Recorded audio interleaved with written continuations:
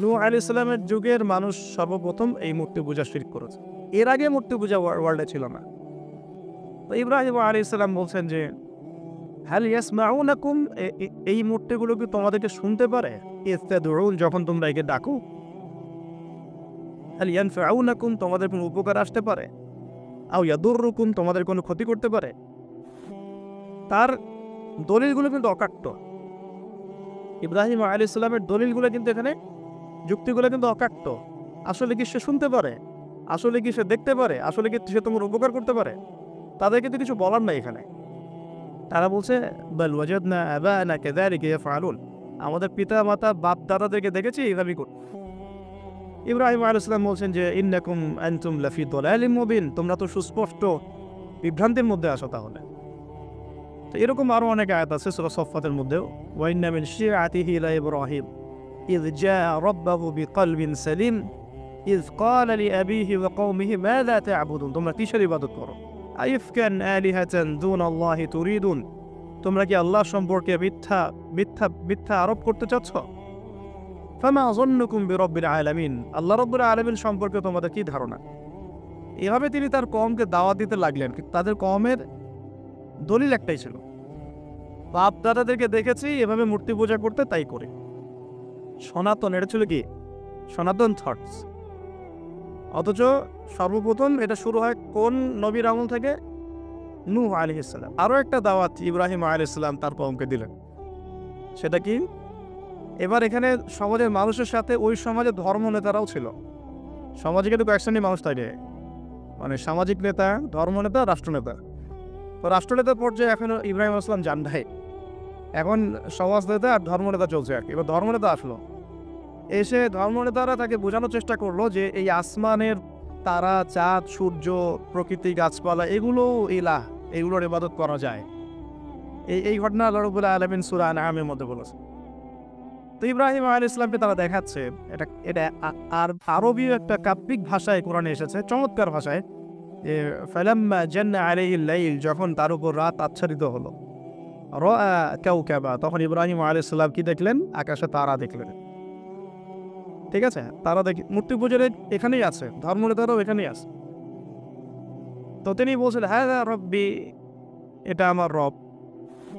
ফালাম্মা ফালা, যখন তারকাগুলো অস্তমিত হলো, ক্বালা লা উহিব্বুল আফিলিন, আমি তো অস্তমিত যাওয়া জিনিসকে পছন্দ করি না।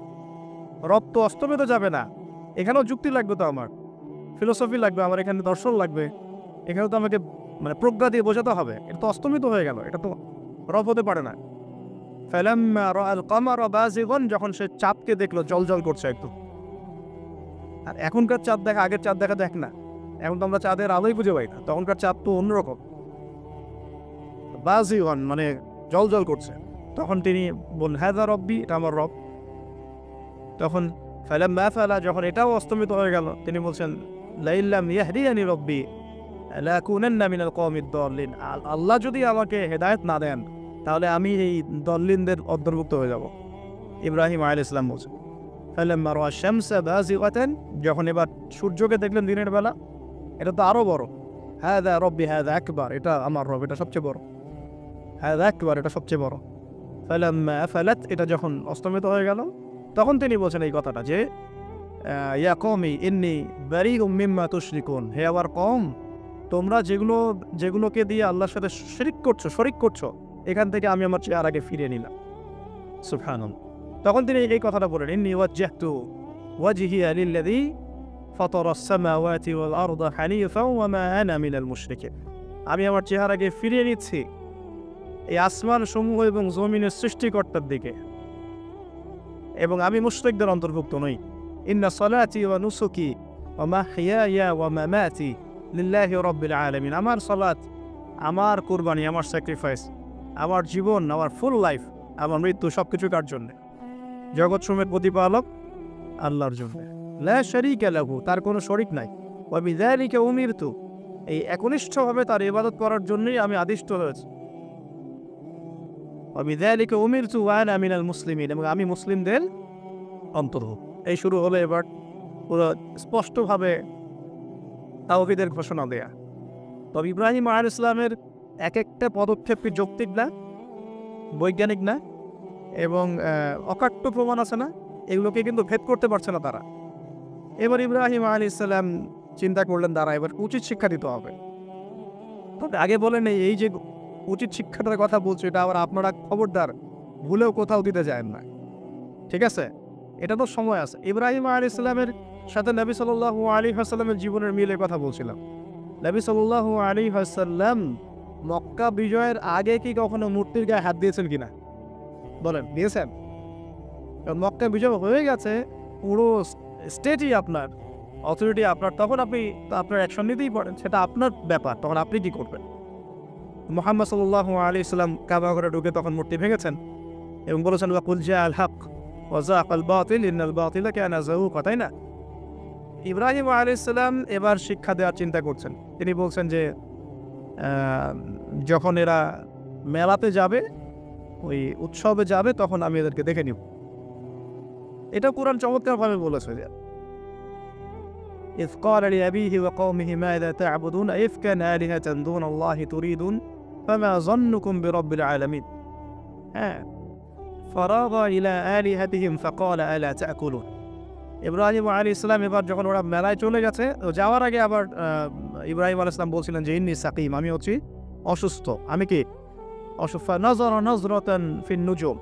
ইব্রাহিম আলাইহিস সালাম রাতের বেলা আকাশের দিকে তাকালেন একবার, তাকিয়ে ওদেরকে বললেন যে ইন্নী সাকিম, আমি অসুস্থ।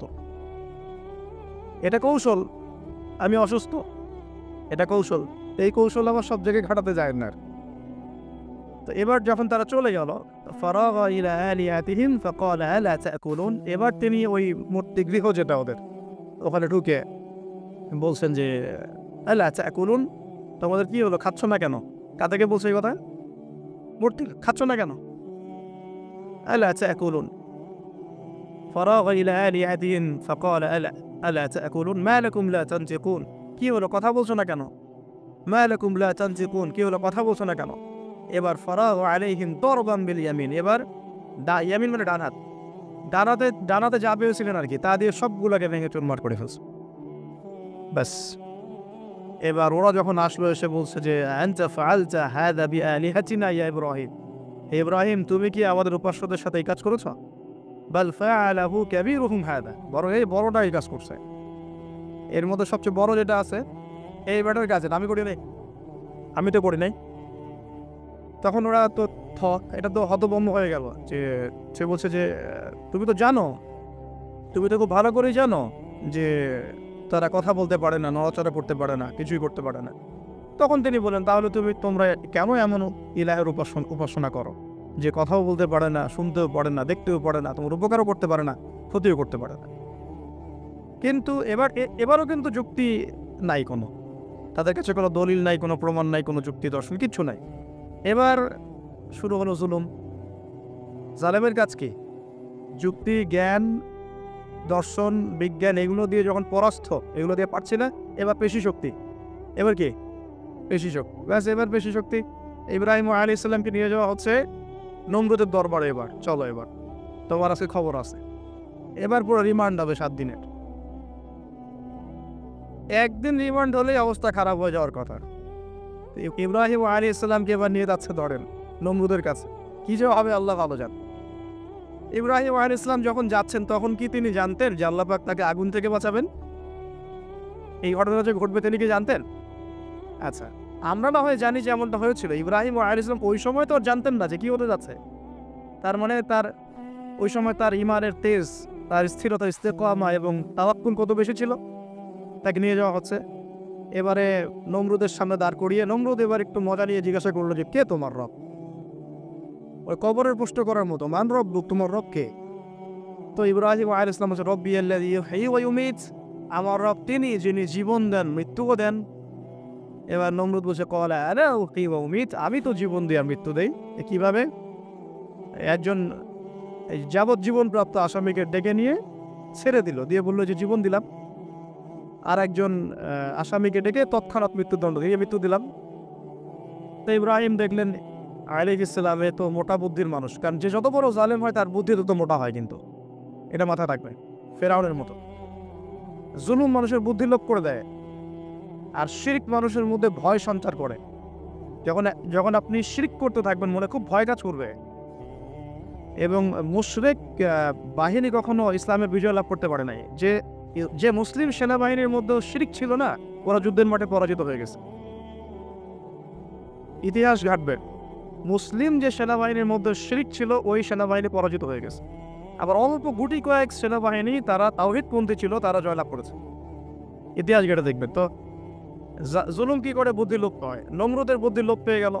তো ইব্রাহিম আলাইহিস সালাম বলছেন রব্বি আল্লাযী ইউহয়ী ওয়া ইউমীত, এ তো এটা বুঝলো না। তাহলে ইন্নাল্লাহ তাআলা ইন্নাল্লাহ ইয়াতি বিশ-শামসি মিনাল মাশরিক ফাতি বিহা মিনাল মাগরিব। ইব্রাহিম আলাইহিস সালাম বলছেন যে আল্লাহ রাব্বুল আলামিন, আমার আল্লাহ, তিনি পূর্ব দিক থেকে সূর্য ওঠান। তো তুমি যদি ইলাহ হয়ে থাকো তাহলে পশ্চিম দিক থেকে উঠাও। এটা আরো বড় অকাট্য দলিল হলো। তার অবস্থাটা আল্লাহ ব্যাখ্যা করছেন এভাবে, আল্লাহ বলছেন ফাবুহিতাল্লাযী কাফার, কাফের একদম হতভম্ব হয়ে গেল। একদম হতভম্ব হয়তো লাভ নাই, বেশি শক্তি আছে আমার। তোমার যুক্তি বিজ্ঞান দর্শন থিওরি তো আমার দরকার নাই, তোমার দিনের জ্ঞানে এলেমেন্ট তোমার দরকার নাই, তোমার ওয়াজ নসিহতের আমার দরকার নাই। আমার কাছে কি আছে? বেশি শক্তি আছে, পিঠায় সব সিধা করে ফেলা একেবারে। ব্যাস ইব্রাহিম আলাইহিস সালামের জন্য বলছে ফাআল হাররিকুহু ওয়ানসুরু আলিহাতাকুম, একে জ্বালায় দাও, পুরায় দাও, একে জ্বালায় পুরায় দাও, তোমাদের ইলাহদেরকে সাহায্য করো। আল্লাহ পাক অন্য জায়গায় বলছেন যে ফাআরাদু বিহি কাইদান ফাজআলনাহুমুল আসফালিন, তারা ইব্রাহিম আলাইহিস সালামকে একটা বিশেষ বড় একটা কৌশল করলো। এই কৌশলটা কি ছিল? তাকে অগ্নিকুণ্ডের মধ্যে ফেলে দেওয়ার একটা চেষ্টা করলো, আগুন জ্বালিয়ে রাখলো। বলা হয় 40 দিন, এগুলো হিস্ট্রি বা তাফসীর বলতে আসছে, আমি just Quran text to the point বলছি।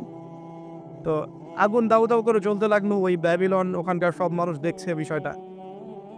ইব্রাহিম আলাইহিস সালামকে ফেলে দেওয়া হবে। দেখেন, যখন ফেলে দেওয়া হবে তখন কি ইব্রাহিম জানতেন যে তিনি আগুনে পড়বেন না? তিনি তাহলে প্রস্তুত ছিলেন, তিনি তখন জীবন দেওয়ার জন্য প্রস্তুত ছিলেন।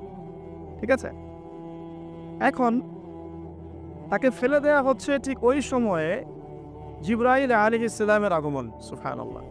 তিনি এসে বলছিলেন যে আমার কাছে কোনো হাজত আছে নাকি আপনার? তখনও ইব্রাহিম আলাইহিস সালাম বলেছেন আপনার কাছে আমার কোনো হাজত নাই।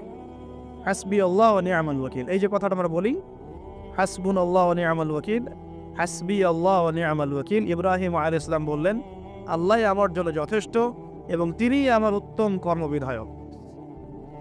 এরকম মোমেন্টে বান্দা যখন আল্লাহকে এভাবে চাবে, আল্লাহ রাব্বুল আলামিন না এসে পারবেন? কখনই পারবেন ইনশাআল্লাহ।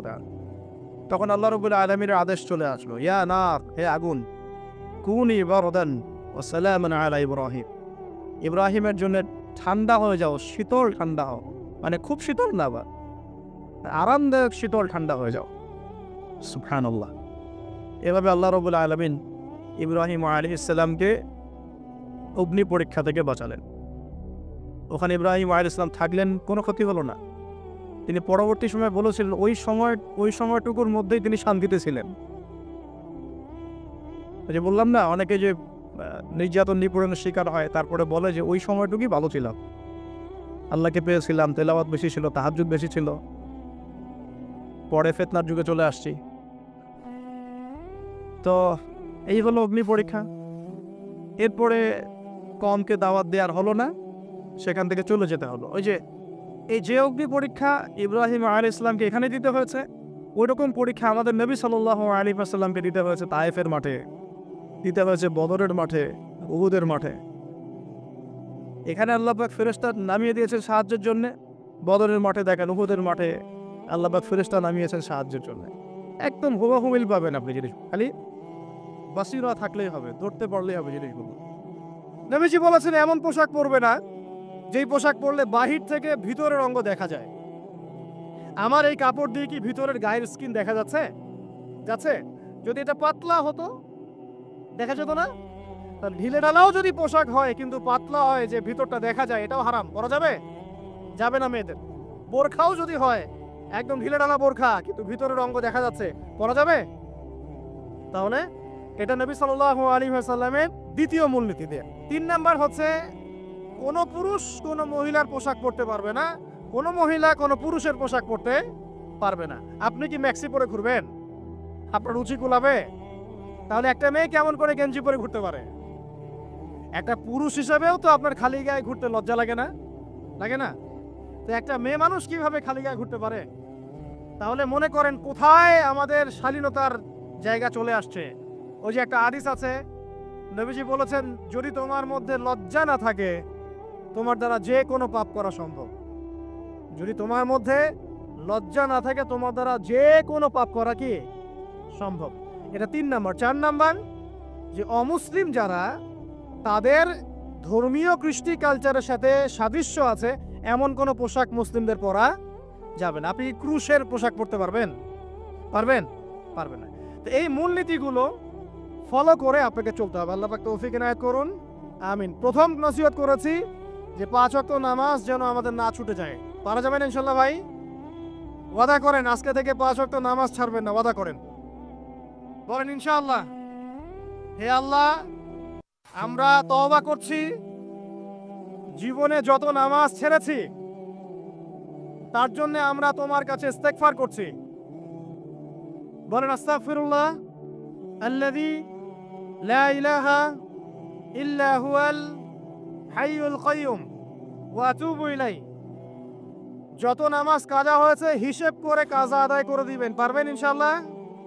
আর আজকে থেকে ইনশাআল্লাহ আমরা নামাজ ছাড়বো না, ওয়াদা করছেন? আল্লাহ পাক সবার তওবা কবুল করুন, আজকে থেকে পাক্কা নামাজই বানায় দিন, আমিন। শুধু নিজেই নামাজ পড়বেন, আপনার স্ত্রী সন্তানকে নামাজ পড়াবেন না? আল্লাহ পাক তৌফিক এনায়েত করুন। 2 নাম্বার কি বলেছিলাম? হালাল, বলেন হালাল রিজিক। রিজিক যদি হারাম হয় ইবাদত কবুল হবে? আল্লাহ পাক বলেছেন ইন্নাল্লাহা তাইয়্যিব লা ইকবালু ইল্লা তাইয়্যিব। আল্লাহ পাক পবিত্র, তিনি পবিত্র ছাড়া গ্রহণ করেন না। 3 নাম্বার কি বললাম ভাই? কি আপনার পরিবার বর্গকে শালীন পোশাকে রাখবেন, পর্দায় রাখবেন। রাখা যাবে না ইনশাল্লাহ? এখানে কি আপনাকে কেউ বাধা দিবে? যে যাই বলুক না কেন, সারা দুনিয়ার মানুষ নগ্ন হয়ে ঘুরে ঘুরুক, আপনার পরিবারের কর্তাকে আপনি না? আপনি আপনার পরিবারটাকে ঠিক করার চেষ্টা করুন। আল্লাহ পাক তৌফিক এনায়েত করুন, আমিন। 4 নম্বর নসিহত, এটা যুবকদের জন্য স্পেশালি এবং যাদের পড়াশোনা করার সামর্থ্য এখন আছে তাদের জন্য। কুরআনুল কারীম তেলাওয়াত করা শিখতে হবে, পারবেন?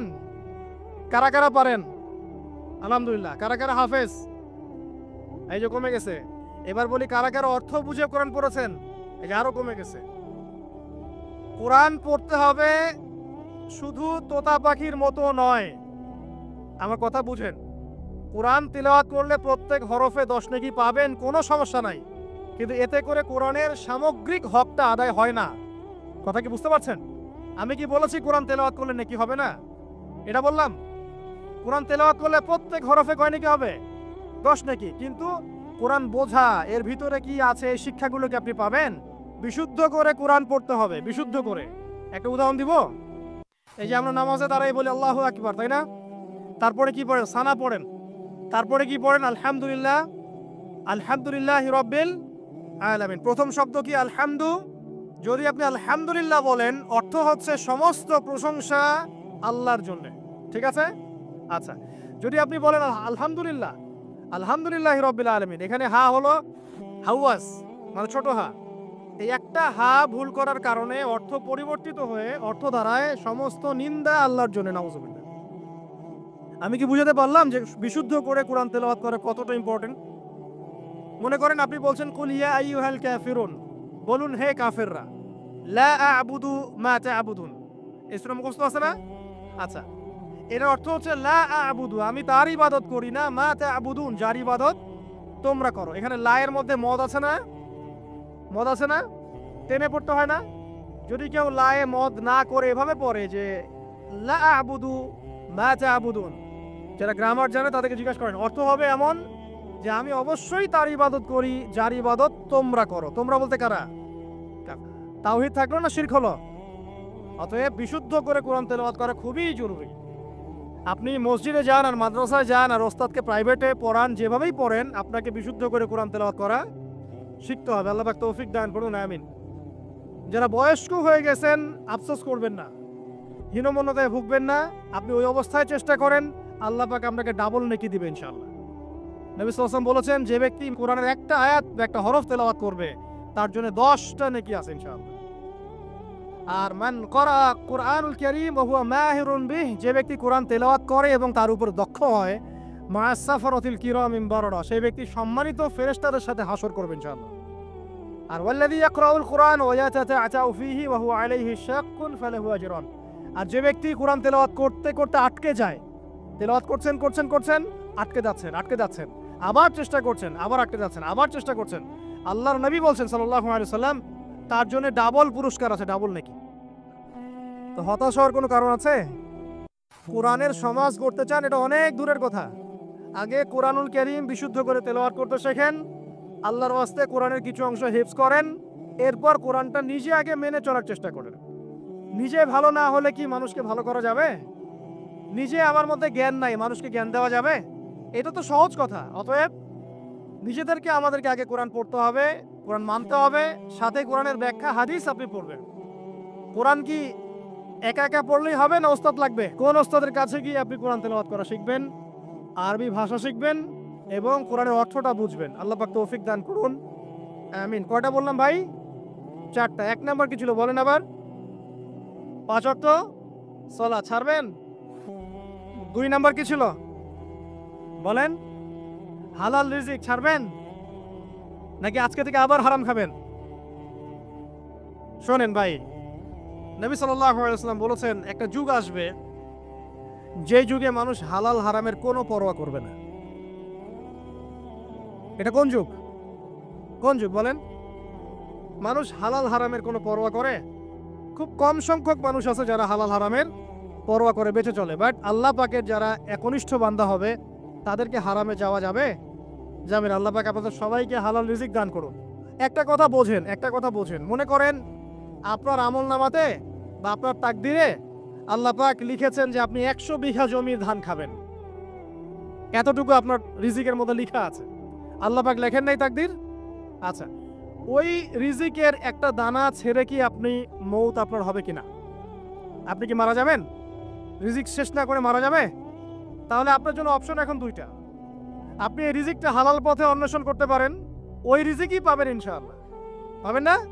পাবেন। আল্লাহ পাক এটা বোঝার তৌফিক দান করুন, আমিন। আর সবশেষ কথা যেটা বললাম যে নামাজ, হালাল রিজিক আর পর্দার সাথে সাথে পারিবারিক আদর্শ সুন্দর করবেন, পাশাপাশি কোরআন তেলাওয়াত শিখবেন, অন্যকে শেখাবেন, অর্থ বোঝার চেষ্টা করবেন। আল্লাহ পাক সবাইকে তৌফিক এনায়েত করুন, আমিন।